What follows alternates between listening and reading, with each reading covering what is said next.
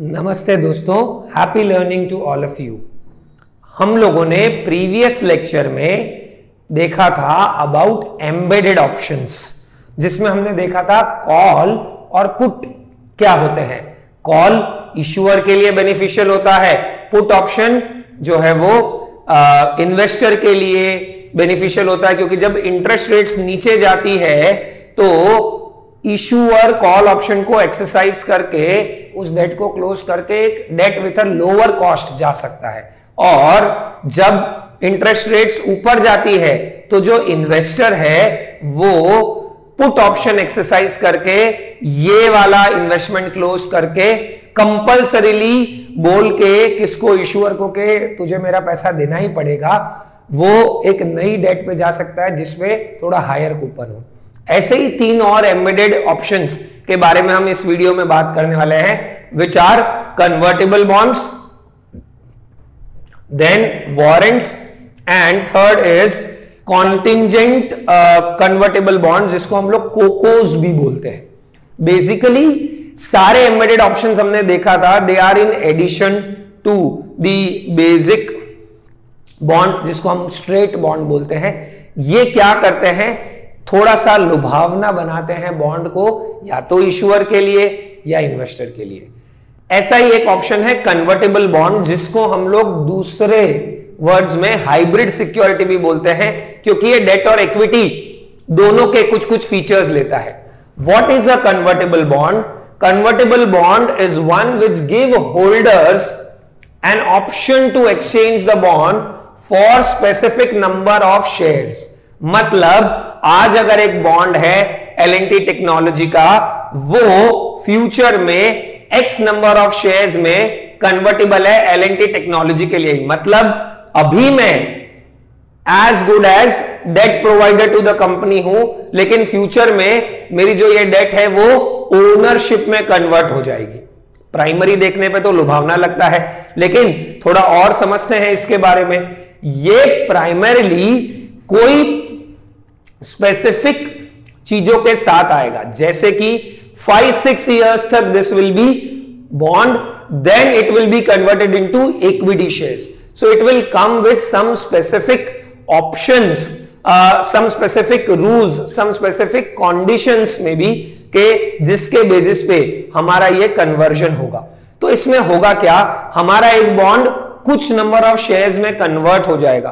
तो कुछ टर्म समझते हैं। कन्वर्जन प्राइस, मतलब प्राइस पर शेयर जो हम कंसिडर करेंगे of equity share in order to convert the bonds par value into number of shares.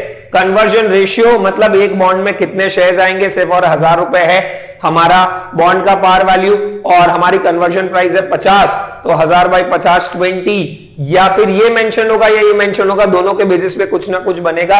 और एक है कन्वर्जन वैल्यू, मतलब कि अगर हम कन्वर्ट कर देते हैं नंबर ऑफ शेयर्स, उसके बाद उसको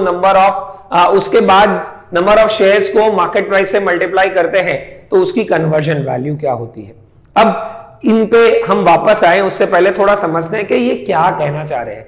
एक बॉन्ड जिसमें फ्यूचर कैश फ्लोज मिलने वाले हैं, मे बी 88% कूपन के हिसाब से, तो ये तो मिनिमम वैल्यू बॉन्ड का रहने ही वाला है। कैसे रहने वाला है? अगर सपोज शेयर्स अच्छा नहीं करे, बहुत कम वैल्यू है, तो जो होल्डर ऑफ द बॉन्ड है वो क्या करेगा, वो बोलेगा मेरे लिए तो डेट ही बढ़िया है और मेरे को 80 और बाद में 1000 मिल जाएगा, फेयर इनफ। लेकिन सपोज जो स्टॉक प्राइस है वो बढ़ रहा है, तो वो क्या करेगा, अपने बॉन्ड को कन्वर्जन रेशियो के बेसिस पे कन्वर्ट कर लेगा, किसमें, नंबर ऑफ शेयर्स में, और number of shares into market price हमारी जब आएगी तो कन्वर्जन वैल्यू आ जाएगी। इसीलिए इसको हाइब्रिड सिक्योरिटी बोलते हैं, क्योंकि अगर स्टॉक्स अच्छा नहीं कर रहे, इक्विटी शेयर्स अच्छा नहीं कर रहे, तो हमारी ये डेट सिक्योरिटी की तरह काम करेगी। इसीलिए minimum value of a convertible bond will be present value of bonds cash flows without conversion option, मतलब 80 और 1000, उसका जब प्रेजेंट वैल्यू देखेंगे हम लोग, तो ये तो मिनिमम वैल्यू बन ही जाएगा। लेकिन अगर अपसाइड की ओर जा रहा है, स्टॉक बहुत अच्छा कर रहा है, तो डेफिनेटली जो holder of the convertible bond है वो क्या चाहेगा कि मैं कन्वर्ट कर दूं उसको, सो दैट फ्यूचर में हमारी जो ये बॉन्ड है जो 1000 रुपए फिक्स मिलने वाला था उसकी जगह सपोज मेरे नंबर ऑफ शेयर्स है, क्योंकि इक्विटी तो बढ़ता रहता है, कम भी होता रहता है, बॉन्ड की प्राइस जनरली स्टैग्नेंट रहती है या जो वेरिएशन है वो इतना ज्यादा नहीं रहता। तो अगर स्टॉक बहुत ही अच्छा करने वाला है तो हमारे नंबर ऑफ शेयर्स में कन्वर्ट हो जाएगा, फिर जो हमारी वैल्यू है वो काफी बढ़ेगी। इसलिए क्या लिखा हुआ है कि ये डाउनसाइड प्रोटेक्शन हो गया कि अगर खराब करते हैं तो हमें मिनिमम कितना मिलेगा, मिनिमम हमें जो कैश फ्लोज है उसके बेसिस पे या फिक्स इनकम सिक्योरिटीज के बेसिस पे जो मिलने वाला है। और अपसाइड अपॉर्चुनिटी क्या है कि हम उसको इक्विटी शेयर्स में कन्वर्ट कर पाए। सो ये हमारे कन्वर्टेबल बॉन्ड जिसका दूसरा नाम है हाइब्रिड सिक्योरिटी, उसके बारे में एक बेसिक इंफॉर्मेशन हुई।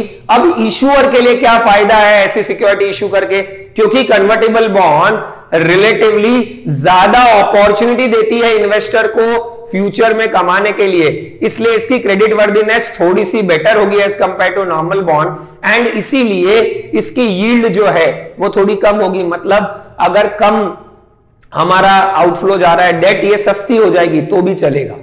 Are you getting it? जो हमारी कंपनी है क्योंकि इन्वेस्टर के लिए ये थोड़ा ल्यूक्रेटिव ऑप्शन हो गया तो इसकी यील्ड थोड़ी कम होगी तो भी चलेगा। मतलब सस्ते में हमारा कन्वर्टेबल बॉन्ड इशू हो सकता है, ये कहने का तात्पर्य है मेरा। और होल्डर के लिए तो ये फायदा ही हो गया, इन्वेस्टर के लिए तो क्यों, अगर कंपनी ने खराब किया तो क्या होगा, हमें 80 तो मिल ही जाएगा। अगर नहीं दे पाई कंपनी तो अगेन वो कोई ना कोई कोलेटरल होगा, हम उससे रिकवरिंग प्रोसीडिंग शुरू कर सकते हैं। और अगर बहुत अच्छा किया तो हमारी इक्विटी शेयर की प्राइस बढ़ती रहेगी तो अगेन हमें उससे एडवांटेज हो जाएगा। This is an embedded option and advantages and disadvantages both to the issuer as well as the holder. ये पार्ट आ गया। ये आई होप अब आपको क्लियर हो गया होगा कि कन्वर्जन रेशियो मतलब पर बॉन्ड कितने शेयर्स में हम कन्वर्ट करेंगे, ठीक है। और वो जब मैं मार्केट प्राइस से मल्टीप्लाई करूंगा तो हमारा कन्वर्जन वैल्यू आएगा। तो मेरे लिए कन्वर्जन कब ल्यूक्रेटिव होगा, जब मेरा कन्वर्जन वैल्यू मेरा नॉर्मल बॉन्ड का जो प्रेजेंट वैल्यू है उससे ज्यादा बन रहा होगा। Exactly correct. तो ये होगा और इसीलिए जो कन्वर्टेबल बॉन्ड है उसकी वैल्यू भी सब कुछ सेम है। दो bond 8% coupon 8% coupon, 4 years maturity 4 years maturity, 1000 par value 1000 par value, तो भी जो कन्वर्टेबल बॉन्ड है उसकी प्राइस थोड़ी सी ज्यादा होगी क्योंकि उसमें एक एडिशनल एम्बेडेड ऑप्शन अटैच्ड है ऑफ कन्वर्जन जो अपने आप में बहुत सिग्निफिकेंट वैल्यू कैरी करता है। ये एक तरह के एम्बेडेड ऑप्शंस हो गए कन्वर्टेबल बॉन्ड्स। आप अगर गो थ्रू करेंगे फ्रॉम दी थियरी गिवन तो आपको काफी चीजें ये सेम ही मिलेगी, तो it will help you in a better way. Similarly अगर हम देखें वारंट्स, ये भी एक तरह का एम्बेडेड ऑप्शन ही है। वारंट्स बेसिकली क्या होता है, they give their holders a right to buy the common shares at a given price over a given period of time. इसको फाइनेंस की भाषा में कई जन स्वीटनर भी बोलते हैं। सपोज एक नई कंपनी है, उसको डेट इश्यू करना है, तो वो जो डेट इश्यू हो रही है वो कई बार उसको महंगे भाव में करनी पड़ती है, बट अगर साथ में वो वारंट्स अटैच कर दे मतलब वो बेसिकली उनको एक ऑप्शन दे रही है कि तुम इस स्पेसिफाइड प्राइस पे खरीद सकते हो। देखो डिफरेंस समझो दोनों के बीच में, ये कन्वर्ट हो जाएगा मतलब बॉन्ड रहेगा ही नहीं, 1000 मिलेगा ही नहीं, हमारा अपने आप वो शेयर्स में कन्वर्ट हो जाएगा अगर मैं ऑप्शन एक्सरसाइज करता हूं तो। और इसमें क्या है, मेरा बॉन्ड तो एज इट इज ही रहेगा, लेकिन जो बॉन्ड खरीदेगा उसको साथ में वारंट भी मिलेगा।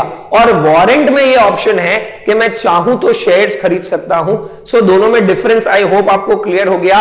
कन्वर्टेबल बॉन्ड में हमारा वो बॉन्ड ही शेयर्स में कन्वर्ट हो जाएगा, तो बॉन्ड एग्जिस्ट नहीं करेगा। यहां पे बॉन्ड तो रहने ही वाला है और साथ में वारंट्स है कि मैं चाहूं तो और शेयर्स खरीद सकता हूं एट अ गिवन प्राइस वैसा। सो ये भी अगेन एक ल्यूक्रेटिव ऑप्शन हो गया for companies who want to issue debt. तो ये एम्बेडेड ऑप्शन अगर अटैच कर देते तो थोड़ा सा इन्वेस्टर्स के लिए लुभावना हो जाएगा ये टू गो अहेड। और ऐसा ही एक और होता है कॉन्टिंजेंट कन्वर्टेबल बॉन्ड्स जिसको हम कोकोस बोलते हैं। ये ऑटोमेटिकली कन्वर्ट हो जाते हैं स्टॉक में on happening of some specific event. तो जैसे कि अगर आप एग्जाम्पल देखेंगे इसमें तो जनरली ऐसा होता है कि कई बार कई सारी बैंकिंग कंपनीज या एनबीएफसीज को एक रेशियो मेंटेन करना होता है, जो उन्होंने बाहर से डेट ली है और जो खुद का इक्विटी है, क्योंकि लेंडर्स को दे रहे हैं, वहां पे रिस्क बन जाता है। तो कई बार अगर वो रेशियो इम्प्रॉपर हो जाता है, मेंशन्ड होता है, तो गिवन लेवल से ज्यादा रिस्क हुआ तो जैसे ही वो ट्रिगर होगा तो क्या होगा, कुछ बॉन्ड जो है वो अपने आप किस में कन्वर्ट हो जाएंगे, इक्विटी शेयर्स में कन्वर्ट हो जाएंगे, ताकि इक्विटी बढ़ जाए एंड वो वापस रिलैक्स डाउन हो जाए। तो इसको हम बोलते हैं कंटिंजेंट कन्वर्टेबल बॉन्ड। तो अगेन रिलेटिवली रिस्क कम हो गया इसमें, क्यों? ल्यूक्रेटिव हो गया इन्वेस्टर के लिए। क्यों? क्योंकि अगर कंटिंजेंट इवेंट कोई खराब हो रहा है, घटना घट रही है, जैसे ये हुआ वो इक्विटी में कन्वर्ट हो गया वैसा। सो प्राइमरीली ये कई बार बेसिकली ऐसा हो गया कि जैसे बैंक्स है, तो बैंक्स को एक पर्टिकुलर रेशियो मेंटेन करना ही पड़ेगा। अगर वो रेशियो से खराब जा रहे हैं तो अपने आप कुछ और इक्विटी में कन्वर्ट हो जाएंगे, ताकि वो रेशियो डेट इक्विटी का अपने आप मेंटेन हो जाए। सो डेट इक्विटी का रेशियो में इक्विटी अगर इश्यू हो गई है तो प्रोबेबली वो जो रेशियो है वो वापस सेफ जोन में आ जाएगा, क्योंकि अगर डेट बढ़ता ही जा रहा है और इक्विटी का बेस छोटा है तो क्या होगा, वो रिस्कीनेस बढ़ती जाएगी। तो वैसा ना हो, इसके लिए हमारा कॉन्टिंजेंट कन्वर्टेबल बॉन्ड है। ये इंडिया में थोड़ा कम प्रेवलेंट है।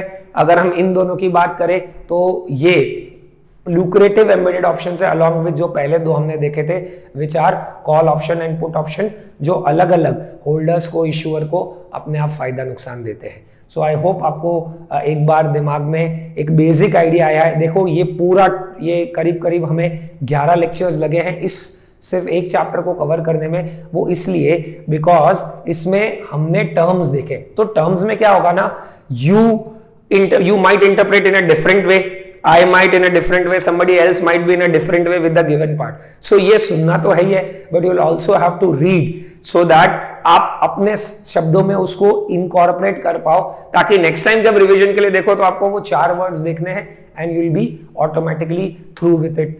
वैसा आपका क्लैरिटी हो जाना चाहिए with respect to all these part. जितने भी चीज देखी है हमने, टैक्सेबिलिटी से रिलेटेड, कन्वर्जन से रिलेटेड, एम्बेडेड ऑप्शन से रिलेटेड, इशूअर से रिलेटेड, मॉर्गेज बैक सिक्योरिटी से रिलेटेड, क्रेडिट एनहांसमेंट से रिलेटेड, वो सारी चीजें आपको नोट डाउन कर लेनी है, जॉट डाउन कर लेनी है, सो दैट आगे कोई भी चैप्टर में रेफरेंस आए तो you can again go through and ये। इसलिए I always say that students in FI should at least maintain all the topics covered from a chapter on a single page, so that आपको ध्यान में रहेगा कि ये इसमें, ये इसमें, ये इसमें। एग्जाम वाले दिन आप एक बार वो सिर्फ शीट भी देखोगी, पहला पेज, तो उसमें ऐसा होगा कि अगर ये तो मेरे उसको सारे आते हैं तो दैट विल बी थ्रू, इसमें ये बाकी है तो आप फटाफट वो रेफर कर लोगे, because when you see the heading you will automatically able to recollect. इसका मतलब तो ये होता है, क्रेडिट एनहांसमेंट इंटरनल एक्सटर्नल 2 होते हैं। अगर आपको नहीं रिकलेक्ट हो रहा है तो आप फटाफट वो गो थ्रू कर लो, क्योंकि इसमें काफी सारे नए टर्म्स है, नया यूनिवर्स है, इसलिए मैंने आपको कहा कि साथ साथ में आपको रीड भी करना है।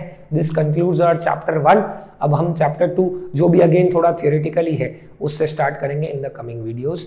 Thank you very much.